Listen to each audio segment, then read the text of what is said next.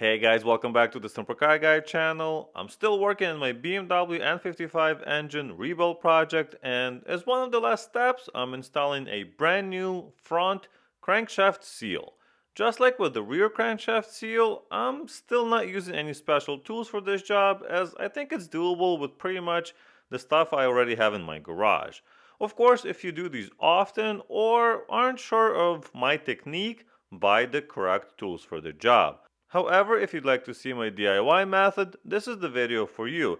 And if you're interested in the rebuild project, check out the link in the description to start from the beginning.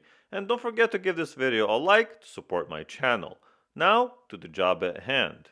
If you're doing this with the engine still in the car, you will of course have to remove some parts to get to the seal. Luckily, it's not nearly as bad as the rear seal.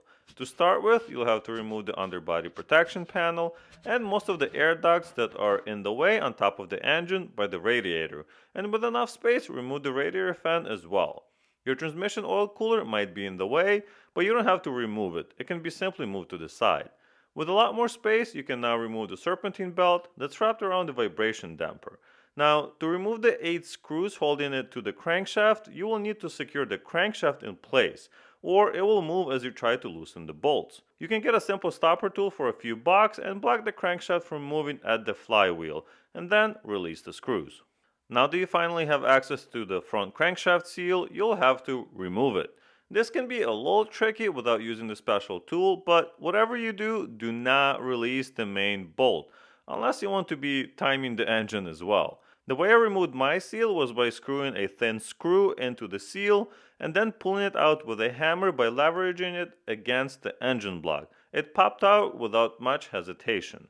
Finally, we are at the install stage, and the first step, as always, is to really clean the area as well as you possibly can. A good degreaser will help you get rid of any oil on the engine block and ensure a good seal. Once everything is clean, the seal can be installed. Once again, you can use the fancy install tool, but I will be using whatever I have. Something I wanted to warn you guys about is that there are two different front seals on the N55 engine, and guess which one I ordered first? I ordered this one because that's the one that came up on the website, right? Looks like this. Sure, it looks like it would fit, and it will fit. I think it actually would work on here, but it's not the correct part, right? So this is the one you actually need. And here's what it looks like. It's the fatter one. So it's like the wider one that goes all the way in. So I assume it seals better on these older engines. And there's a little groove on the side for which you will need a sealant. What kind of sealant do you need for this little groove that goes between the bed plate and the block? Well, I'm going to be using the genuine flange sealant from BMW. You can probably use other ones and they'll work just as well, but it was about the same price, so I figured why not go with the genuine stuff. To install the seal, I used a little plastic cone that it came with and my old seal to get it seated on the crankshaft.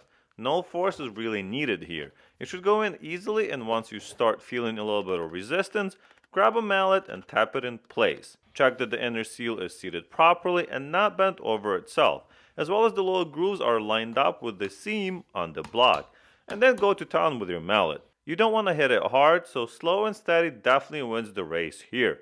As long as it's going in evenly, we're getting it done.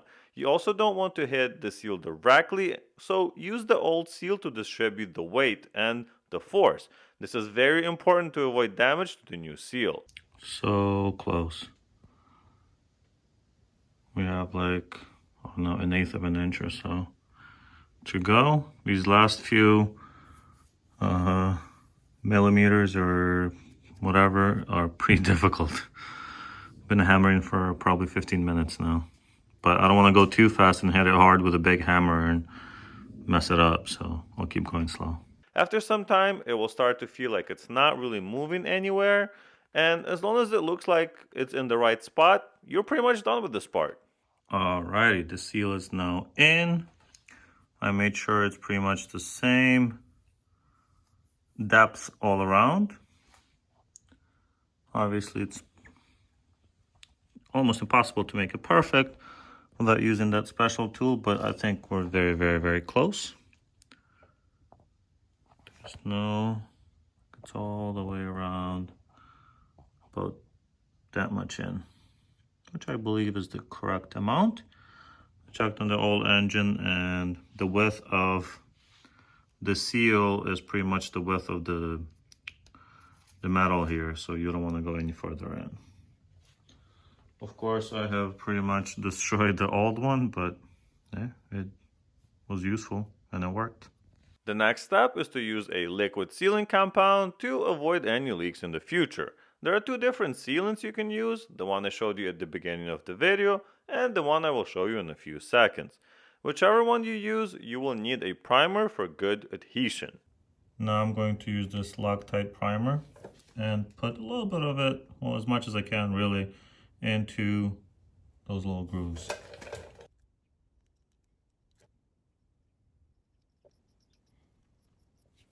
You can also use this sealant.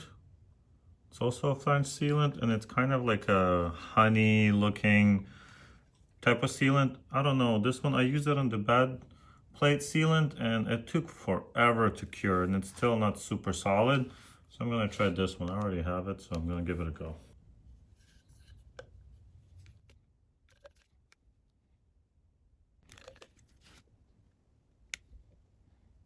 I squeezed as much as I could in there. I'm gonna try a little bit more. It seems like a lot was going in. I made a very tiny hole so it wouldn't go everywhere, but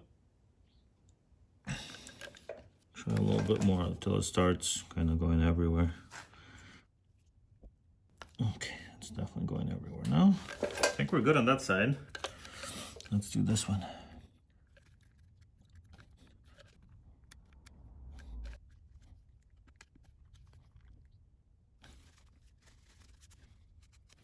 And now a little bit more primer. I think it takes about 3-4 hours, but I'm going to leave it at least for 24 hours before I even crank anything or move anything. So just leave it, let it cure, do its thing. After everything is cured, reassemble the engine and have many more happy miles without an oil leak at the front crankshaft seal. Anyway, thank you guys so much for watching. Leave me a comment down below. Let me know how hard or easy this was for you. Subscribe to the channel if it's your first time watching, and I'll see you in the next video when I finish my engine and put it back in the car.